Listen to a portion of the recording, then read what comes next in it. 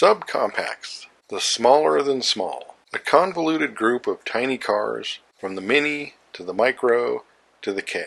For the EPA, a subcompact is a car with less than 100 cubic feet of interior volume, and a mini compact is one with less than 85. For the National Highway Traffic Safety Administration, the 2,000 to 2,500 pound segment below compacts is the light car segment, and is above the even lighter mini car segment. The Insurance Institute of Highway Safety considers anything with less than a 70 square foot shadow or less than 2,000 pounds a microcar. The European A segment may be referred to as the mini car, mini compact, or city car segment, roughly defined as cars between 2.7 and 3.7 meters, or 106 to 145 inches, while the bigger B segment may be referred to as small, subcompact, or super mini, while microcars, or ultra minis, don't actually qualify as cars exactly, but as car-like motorcycles, along the lines of the classic cycle car or voiturette. This may include three-wheelers, or cars with smaller than 700cc engines, similar to the Japanese Keiji Dosha light automobile, or K-car, not to be mistaken with the Chrysler K-car platform of the 1980s. A nice Reliant automobile. A very popular segment in Japan, reaching near 1/3 of the market share at times. Originally restricted to 360cc engines, climbing to 550cc in 1976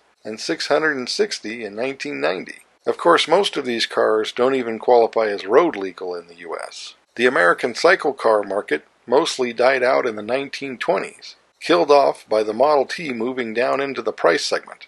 That's not to say there haven't been offerings in the subcompact market. The American Austin of the 1930s would evolve into the American Bantam.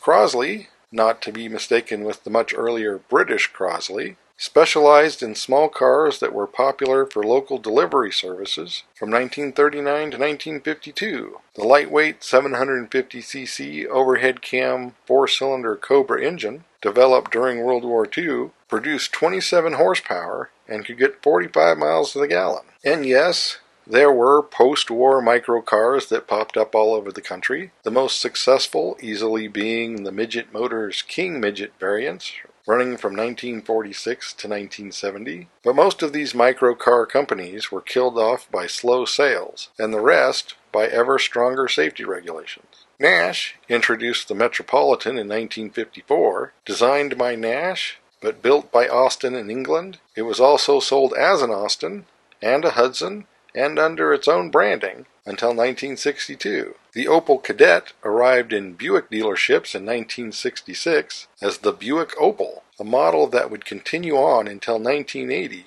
as a version of the Isuzu Gemini. Chrysler tried something similar by importing the Hillman Avenger as the Plymouth Cricket, but that only lasted for a couple of years. While the Dodge Colt, a Mitsubishi Colt Galant starting in 1971, would be around for decades, lasting until 1994. The only real domestic Mopar in the segment would be the Dodge Omni and Plymouth Horizon of 1978 to 1990, which was actually developed by the Chrysler-owned Roots Group.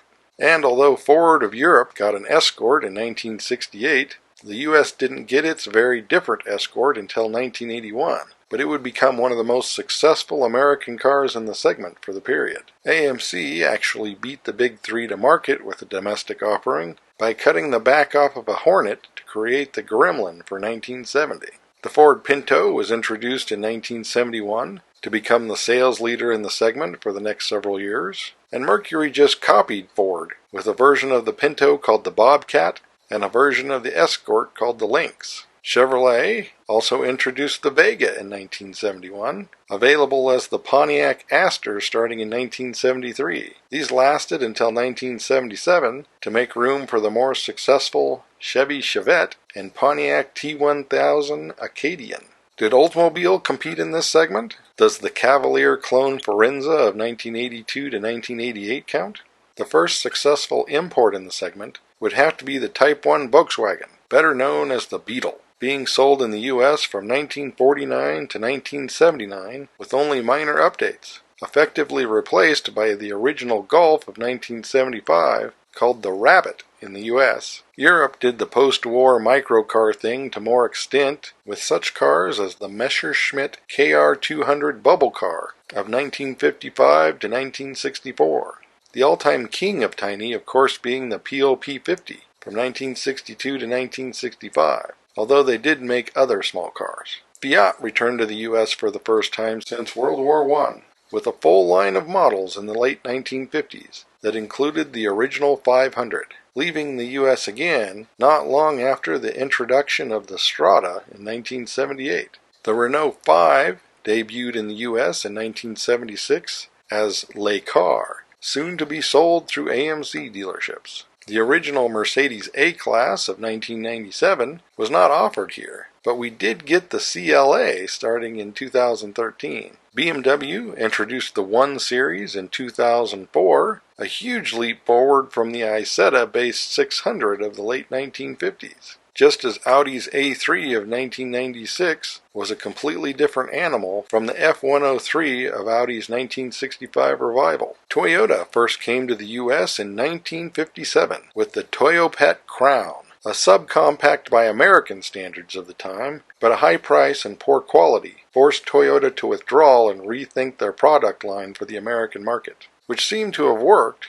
as the subcompact Tercel was offered in the US from 1978 to 1999, only to be replaced by the much derided Echo. The Nissan Cherry showed up in the US in a number of unusual variations, ranging from the Datsun F10 to the Nissan Pulsar NX. Honda broke out of the K-car segment and came to the US with the N600 in 1970, although only to Hawaii and the West Coast. Subaru came to the US in 1968 with the 360 as a lighter, cheaper alternative to the Beetle. For whatever reason, Mazda's 2 only made it to the US as the Scion IA. Scion itself being a Toyota division specializing in small cars, much like Daihatsu, but shorter-lived. And Daihatsu attempted to enter the US market in 1988 with the Charade, without much success. Mitsubishi launched the Mirage in the US in 1978, also sold as the Dodge Colt and Plymouth Champ.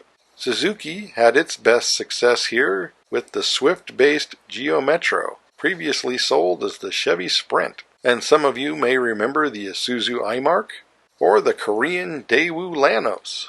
Kia first showed up in the US in 1986 as the Ford Festiva. The same year, Hyundai gave us the 2 for the price of 1 Excel. But the segment is mostly dead in the US today. Ford still makes a Fiesta, but stopped selling it in the US in 2019. Chevrolet's Sonic and Aveo were discontinued in 2020, leaving the electric Bolt. Fiat was also gone from the US yet again in 2020. Same with the Toyota Yaris, the Prius C the year before that.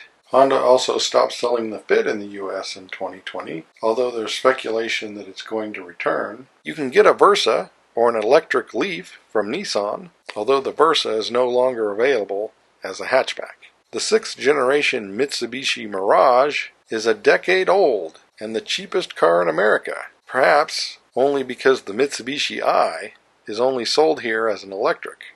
Suzuki withdrew from the US market in 2013. I don't think Isuzu has had a car in the US since the 1993 Stylus. The Golf is in its 8th generation and remains Volkswagen's bread and butter offering. And you can still get its fancier Audi counterpart, the A3. BMW's 1 Series still exists, but in the US you can only get the similar but sportier 2 Series Coupe. The electric i3 was canceled last year. Mercedes will let you have a modern A-Class, or you can still opt for the CLA. So if you want a modern subcompact, look to the German luxury brands. If that doesn't say something about the current automotive market, I don't know what does. So as always, thanks for watching. Don't forget to comment below and like and subscribe.